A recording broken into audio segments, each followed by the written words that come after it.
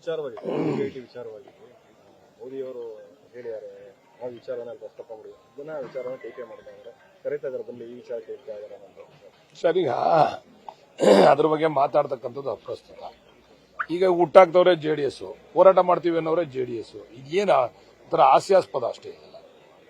ಈಗ ರೈತರುಗಳು 80% ವಿರೋಧ ಮಾಡ್ತಾವ್ರೆ ಅಂತಾರೆ. ನೋಡೋಣ, ಈಗೆಲ್ಲ ನೋಟಿಸ್ ಕೊಡ್ತಾ ಇದೀವಲ್ಲ, ನೀವು ಹೋಗ ಕ್ಯಾಂಪೈನ್ ಮಾಡಿದ್ರೆ ಸರ್ವೆ ಮಾಡಿ. ಈಗ ದುಡ್ಡು ತಗೊಳಕ್ ಬರ್ತಾರಲ್ಲ, ಅವಾಗ ಗೊತ್ತಾಗಲ್ವಾ ಎಷ್ಟು ಜನ ವಿರೋಧ ಮಾಡ್ತಾವ್ರೆ, ಎಷ್ಟು ಜನ ತಗೊಂತಾರೆ ಅಂತೇಳಿ. ಸುಮ್ಮನೆ ಇದನ್ನ ಮಾತಾಡ್ಕೊಂಡು ಕೆರೆದ ಗಾಯ ಮಾಡ್ಕೊಳ್ತಕ್ಕಂಥದ್ದು ಅವಶ್ಯಕತೆ ಇಲ್ಲ. ಹೋರಾಟ ಮಾಡ್ಲಿಕ್ಕೆ ನೋಡ್ರಿ, ಬಿಜೆಪಿಯವರು ವಿಜಯೇಂದ್ರ ಅವರು ಇವಾಗ ಒಂದು ಮಾತು ಹೇಳಿದ್ದಾರೆ, ಇದನ್ನ ಬಿಡಬೇಕು ಅಂತ ಹೇಳಿ. ನಾನು ಆ 1,000 ಎಕರೆ ಅಕ್ವೈರ್ ಮಾಡಿದ್ರಲ್ಲ KEDB ಇಂದ, ಆ 1,000 ಎಕರೆ ಅಕ್ವೈರ್ ಮಾಡಿದಾಗ ಯಾರು ಹೋರಾಟ ಮಾಡ್ತಾರೋ ಅವರೇ ಹೋಗಿ ದುಡ್ಡು ತಗೊಂಡವ್ರು. ಹೋರಾಟ ಮಾಡ್ತಾವ್ರಲ್ಲ ಅಲ್ಲಿ ಕೇಳಿ ಪ್ರಶ್ನೆ ಮಾಡಿ ತಗೊಂಡವ್ರೆ. ಒಂದು. ಎರಡನೇದು ಏನಂದ್ರೆ, ನಾವು ಅವತ್ತು ಹೋರಾಟ ಮಾಡೋದು ಬೇಡ ಅಂತ ಅವತ್ತು ಬಿಜೆಪಿ ಅವರು ನಮ್ಗೇನು ಸ್ಪಂದಿಸಲಿಲ್ಲ. ನನ್ನ ಯಡಿಯೂರಪ್ಪನವರು ಅವರ ಮುಖ್ಯಮಂತ್ರಿ ಚೇಂಬರ್ ಕರ್ಸ್ಕೊಂಡ್ರು. ನಾವೆಲ್ಲ ಹೋದ್ರೆ ಫೋಟೋ ಕೊಡ್ತೀವಿ ನಿಮ್ಗೆ. ನಾವೆಲ್ಲ ಹೋಗಿ CM ಲಿಂಗಪ್ಪನವ್ರನ್ನ ಕರ್ಕೊಂಡೋಗಿ ನಾವು ಹೇಳುದು ಅವಾಗ, ಇಲ್ಲ ಇದು ಡ್ರಾಪ್ ಮಾಡ್ಲಿಕ್ಕೆ ಸಾಧ್ಯ ಇಲ್ಲ, ಇದಾಗ್ಲೇ ಆಗಿದೆ, ಇದು ರೆಡ್ ಝೋನ್ ಇದೆ, ಈಗ ನಾನು ಏನಾದ್ರು ಮಾಡ್ತೀನಿ, ಅದಕ್ಕೆ ಒಳ್ಳೆ ಬೆಳೆ ಕೊಡಿಸ್ತೀನಿ ಅಂತ ಮಾತನ್ನ ಹೇಳಿದ್ರು ಅವರು. ಅವಾಗ ನಾವು ಸುಮ್ಮನೆ ಬಂದು ಅವರೇನು ಅವತ್ತೇ ನಾವು ಹೋಗಿ ಮನವಿ ಕೊಟ್ಟಾಗಲೇ ಡ್ರಾಪ್ ಮಾಡಿದ್ದೀರಾ ಬಿಜೆಪಿಯವರಿಗೆ ಇದ್ರ ಬಗ್ಗೆ ಮಾತಾಡ್ತಕ್ಕಂಥದ್ದು ನೈತಿಕತೆನೇ ಇಲ್ಲ. ಅವ್ರು ಎಲ್ಲಿ ಮಾತಾಡಿದ್ರು, ಯಾವ ಜಾಗದಲ್ಲಿ ಮಾತಾಡಿದ್ರು ಅಂತ ಬೇಕಾದ್ರೆ ವಿಜೇಂದ್ರಣ್ಣನು ಇದ್ರು ಮಾತಾಡಿದಾಗ ನಾನು ಏನ್ ಮಾಡ್ತೀನಿ ಅಂತ ವಿಜೇಂದ್ರಣ್ಣನ ಕೇಳಿ ಅವರೇ ಹೇಳಿದ್ರು, ಇದನ್ನ ಮಾಡೋಣ, ಇದು ಮಾಡೋದ್ರಿಂದ ಜನಗಳಿಗೆ ಅನುಕೂಲ ಆಗ್ತದೆ ಅಂತ ಹೇಳಿ ಕೇಳಿ ಅವ್ರನ್ನ ವಿಜೇಂದ್ರಣ್ಣ ಇದ್ರು, ಇದೇ ಯೋಜನೆ ರುದ್ರೇಶಣ್ಣ ಇದ್ರು, ವಿಜೇಂದ್ರಣ್ಣ ಇದ್ರು. ಆ ಜಾಗನ ಯಾವ ರೀತಿ ಉಪಯೋಗಿಸಬೇಕು ಅನ್ನೋದ್ರ ಬಗ್ಗೆ ನಾನು ಹೋರಾಟ ಮಾಡೋದ್ನಲ್ಲ, ನನ್ಗೆ ಫೋನ್ ಮಾಡಿ ಕರ್ಸಿದ್ರು. ನಾವು ನಮ್ಮ ನಾಯಕರಾದಂತ CM ಲಿಂಗಪ್ಪನವ್ರು ನಾವೆಲ್ಲ ಒಟ್ಟಿಗೆ ಹೋಗಿದ್ದು ಮುಖ್ಯಮಂತ್ರಿಗಳನ್ನ ಭೇಟಿ ಮಾಡ್ಲಿಕ್ಕೆ ಬಿಜೆಪಿಯಲ್ಲಿ. ಅವರು ಇಲ್ಲ ಇದನ್ನ ಬಿಡಕ್ಕಾಗಲ್ಲ, ನಾವು ಇದನ್ನ ಮಾಡ್ತೀವಿ, ಈ ತರ ಯೋಜನೆ ನಿಮ್ ಸಹಕಾರ ಬೇಕು ಅಂತ ಹೇಳಿದ್ರು. ಅದು ಕೇಳಿ ನೀವು ವಿಜೇಂದ್ರ ಅವರು ಎಲ್ಲಿ ಕರ್ಸ್ಕೊಂಡು ಮಾತಾಡಿದ್ರು, ಯಾರಿದ್ರು ಜೊತೆನಲ್ಲಿ, ರುದ್ರೇಶ್ ಅವರು ಜೊತೆಲಿದ್ರು, ನಮ್ಮ ಜೊತೆನಲ್ಲಿ ಎಲ್ಲಿ ಕರ್ಸ್ಕೊಂಡು ಮಾತಾಡಿದ್ರು, ಏನ್ ಮಾತಾಡಿದ್ರು ಅಂತ ಕೇಳಿ ಅವ್ರನ್ನ. ಸುಮ್ಮನೆ ವಿರೋಧ ಮಾಡ್ತೀವಿ ಅಂತ ವಿರೋಧ ಮಾಡೋದು ಬೇಡ. ಫೋಟೋ ಕೊಡ್ತೀವಿ ಬೇಕಾರೆ, ನಾವು ಮಾತಾಡೋದು ಮುಖ್ಯಮಂತ್ರಿಗಳ ಜೊತೆ ಮನವಿ ಮಾಡೋದೆಲ್ಲ ಫೋಟೋ ಕೊಡ್ತೀವಿ ಬೇಕಾರೆ. ಯಡಿಯೂರಪ್ಪನವ್ರು ಇದ್ದಾಗ ನಾವು ಹೋಗಿ ಮನವಿ ಮಾಡಿದೀವಿ, ಕೊಡ್ತೀವಿ ಅದನ್ನ. ಸುಮ್ಮನೆ ವಿರೋಧ ಮಾಡ್ತಾವ್ರೆ, ನಮ್ದು ಒಂಚೂರು ಸೇರ್ಕೊಳ್ಳಿ ಇದ್ರಲ್ಲಿ ಅಂತಕ್ಕಂಥ. ಆಯ್ತಪ್ಪ, ಅವತ್ತು ಅಶೋಕ್ ಅಣ್ಣನು ಇದ್ರಲ್ಲಪ್ಪ ಬಿಜೆಪಿ ಗೌರ್ಮೆಂಟ್ ಅಲ್ಲಿ, ಅವರೇ ಈ 1,000 ಎಕರೆ ಅಕ್ವೈರ್ ಮಾಡಿದಾಗ ನಾವು ಬೇಡ ಅಂದ್ವಲ್ಲ, ಅವಾಗ ಕರ್ಸ್ಕೊಂಡು ಅವ್ರಿಗೆ ನೈಜ ಕಾಳಜಿ ಇದ್ದಿದ್ರೆ ಬಿಡ್ಬೋದಾಗಿತ್ತಲ್ಲ. ಅವಾಗ ಯಾಕೆ ಬಿಡ್ಲಿಲ್ಲ ಅಶೋಕಣ್ಣ? ಅಶ್ವತ್ಥನಾರಾಯಣ ಅವ್ರು ಇಲ್ಲೇ ಇದ್ರಲ್ಲ, ಅಶ್ವತ್ಥನಾರಾಯಣ ಅವ್ರ ವಿಚಾರ ಗೊತ್ತಲ್ಲ. ಮಾಡಿ ಸುಮ್ಮನೆ ಏನೋ ನಮ್ಮ ಮುಖ್ಯಮಂತ್ರಿಗಳಾಗ್ಬಿಟ್ಟವ್ರೆ DK ಶಿವಕುಮಾರ್ ಅವರು, ಅವ್ರಿಗೆ ಕಪ್ಪು ಮಸಿ ಬೆಳಿಬೇಕು ಅಂತ ಹೇಳಿ ಇವ್ರು ಸುಮ್ನೆ ಈಗ ಹೆಂಗೆ ಇದಕ್ ಮುಂಚೆ ಏನು ಇರಲಿಲ್ಲ. ಇವ್ರು ಮುಖ್ಯಮಂತ್ರಿ ಆದ ತಕ್ಷಣ ಎಲ್ಲ ಸ್ಪೀಡ್ ಆಗ್ಬಿಟ್ರು. ಈಗ ಮೊನ್ನೆ ಕುಮಾರಸ್ವಾಮಿ ಅವರು ಹೇಳ್ತಾರೆ, ನಿಖಿಲ್ ಅವರು ಹೇಳ್ತಾರೆ, ಯೋಜನೆ ಹೇಳೋದು ನಿಮ್ ಕಾಲದಲ್ಲಿ ಯಾಕೆ ತೆಗಿಲಿಲ್ಲ ಹಂಗಾರೆ? 2018ರಲ್ಲಿ ಇದೇ ರೈತರು ದೇವೇಗೌಡರ ಹತ್ರ ನಿಮ್ಮ ಹತ್ರ ಬಂದ್ರಲ್ಲ, ನೀವ್ ಯಾಕೆ ತೆಗಿಲಿಲ್ಲ ಹಂಗಾರೆ? ಅವ್ರ ಸರ್ಕಾರ ಇತ್ತಲ್ವಾ, ತೆಗಿಬೋದಾಗಿತ್ತಲ್ವಾ? ಯಾರು ಇದನ್ನ ಹುಟ್ಟಾಕಿದ್ರಲ್ಲ ಅವರೇ ತೆಗಿಬೋದಾಗಿತ್ತಲ್ವಾ? ಈ ಯೋಜನೆ ಆಗ್ಬೇಕು ನಡೀರಿ, ನನ್ ಕನ್ಸಿನ ಕೂಸು ಅಂತ ಹೇಳಿಲ್ವಾ? ಈಗ ನಾನ್ ಮೊನ್ನೆ ಏನೋ ಒಂದು ಕೇಳ್ದೋ, ನಿಮ್ಮ ಮಾಧ್ಯಮದವ್ರು ಕೇಳವ್ರೆ, ಸರ್ ನಿಮ್ ಜಾಗನೂ ಐತಲ್ಲ ಅಂತಂದ್ರೆ ಅವರು ಕೇತಕನಹಳ್ಳಿ ಜಾಗದ ಮಾತಾಡೋರು. ಬಹಳ ಬುದ್ಧಿವಂತರು ಅವರು. 60 ಎಕರೆ ತಮ್ಮ ಶ್ರೀಮತಿ ಹೆಸರಲ್ಲಿ ಮತ್ತೆ ಮಗನ ಹೆಸರಲ್ಲಿ ಇರತಕ್ಕಂಥದ್ದನ್ನ ಮಾತಾಡಿಲ್ಲ ಅವರು. ಕೇತಕನಹಳ್ಳಿನ ಡಿವೇಟ್ ಮಾಡಿದ್ರು. ನೀವು ಮಾಧ್ಯಮದವ್ರು ಹೌದು ಅಂತ ಅದನ್ನ ಕೇಳ್ಕೊಂಡ್ಬಂದ್ರಿ. ನಾವೇನ್ ಮಾಡ್ಬೋದು? ಅವ್ರದ್ದು ಐತಲ್ಲ 60 ಎಕರೆ, ಬೇನಾಮಿ ಅಲ್ವಾ ಅದು? ಹೇಳಿ. ಸುಮ್ಮನೆ ಬೇರೆಯವ್ರಿಗೆ ನೋಡ್ರಿ, ನಾವೆಲ್ಲ ಕಲ್ಲು ಹೊಡಿಯೋದು ಬೇಡ. ಯಾರು ಸತ್ಯ ಹರಿಶ್ಚಂದ್ರರು ಅಂತ ಹೇಳಿ ಅದೇ ತಟ್ಕೊಳ್ಳೋದು ಬೇಡ. ನಮ್ಮ ಲೀಡರ್ ಹೇಳವ್ರೆ, ನಾನು ರಿಯಲ್ ಎಸ್ಟೇಟ್ ಮಾಡಿದ್ದೀನಿ, ನಾನು ಬಿಸ್ನೆಸ್ ಮಾಡಿದ್ದೀನಿ, ಎಲ್ಲ ಮಾಡಿದ್ದೀನಿ ಅಂತ ಪ್ರಾಮಾಣಿಕವಾಗಿ ಅವ್ರು ಒಪ್ಕೊಳಕ್ ಹೇಳ್ರಿ.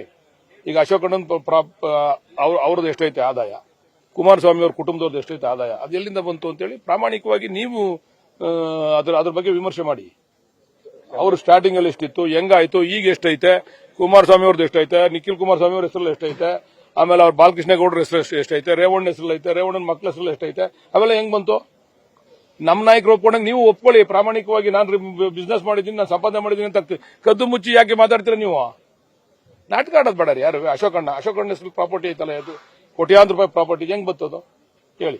ಅವ್ರು ಮಂತ್ರಿ ಆದ್ಮೇಲೆ ಬಂದಿರೋದು, ಮಂತ್ರಿ ಆಗಿ ಮುಂಚೆ ಎಲ್ಲ ಬಂದಿರೋದು, ಎಲ್ಲಿ ಬಂತದಲ್ಲ?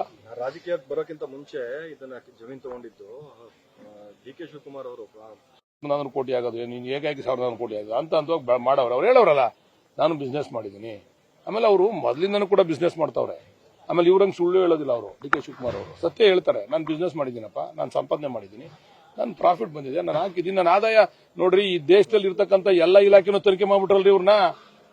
ಇವ್ರು ತನಿಖೆಗೆ ಒಪ್ಕೋತಾರ ಕೇಳ್ರಿ. ಅಶೋಕಣ್ಣನೂ ಇವರು ಈ ದೇಶದಲ್ಲಿ ಯಾವ್ಯಾವ ತನಿಖಾ ಸಂಸ್ಥೆಗಳವೆ ಎಲ್ಲ DK ಶಿವಕುಮಾರ್ ಅವ್ರನ್ನ ತನಿಖೆ ಮಾಡ್ಬಿಟ್ರು, ಏನು ಸಿಗ್ಲಿಲ್ಲ ಅಲ್ಲಿ.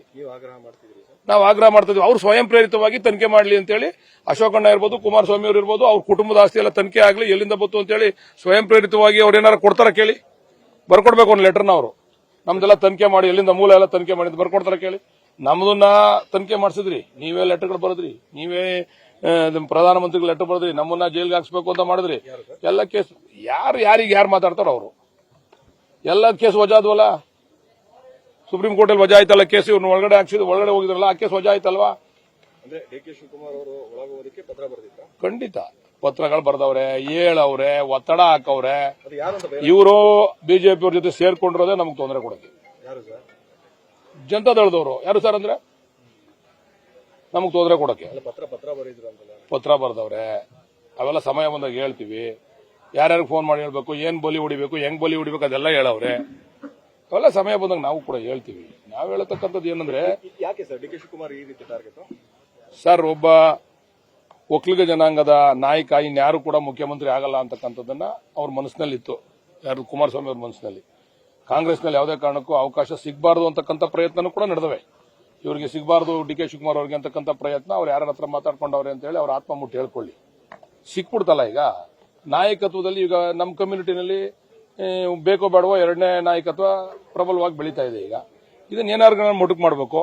ಈಗ ಅವ್ರು ಮುಖ್ಯಮಂತ್ರಿ ಆಗಿನ ಮುಂಚೆ ಈ ಹೋರಾಟ ಎಲ್ಲೋಗಿತ್ತು? ಪಾದಯಾತ್ರೆ ಎಲ್ಲೋಗಿತ್ತು? ನಿಖಿಲ್ ಕುಮಾರಸ್ವಾಮಿ ಅವ್ರು ಯಾಕೆ ಬಂದಿರಲಿಲ್ಲ?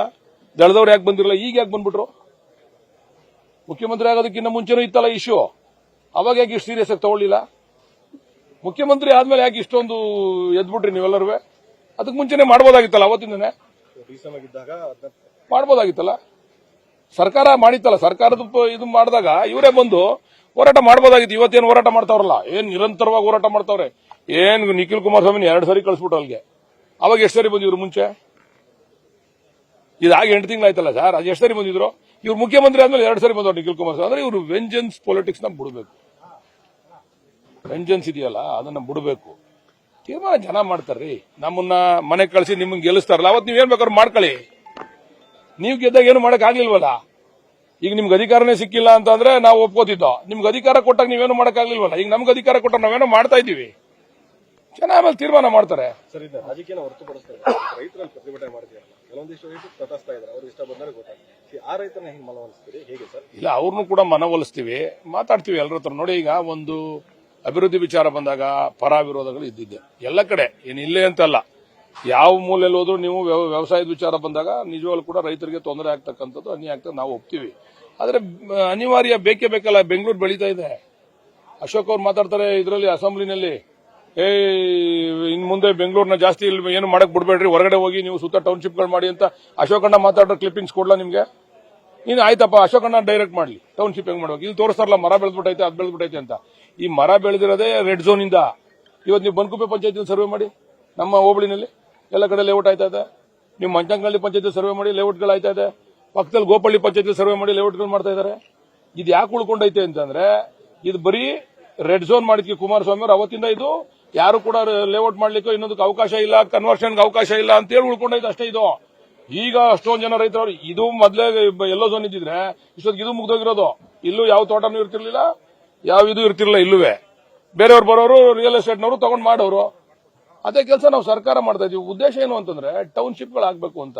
ಕುಮಾರಸ್ವಾಮಿ ಅವರ ಪರಿಕಲ್ಪನೆ ಏನಿತ್ತು ಅದಕ್ಕೆ ಅನುಷ್ಠಾನ ಮಾಡ್ತಾ ಇದೀವಿ ಅಷ್ಟೇ ನಾವು. Thank you.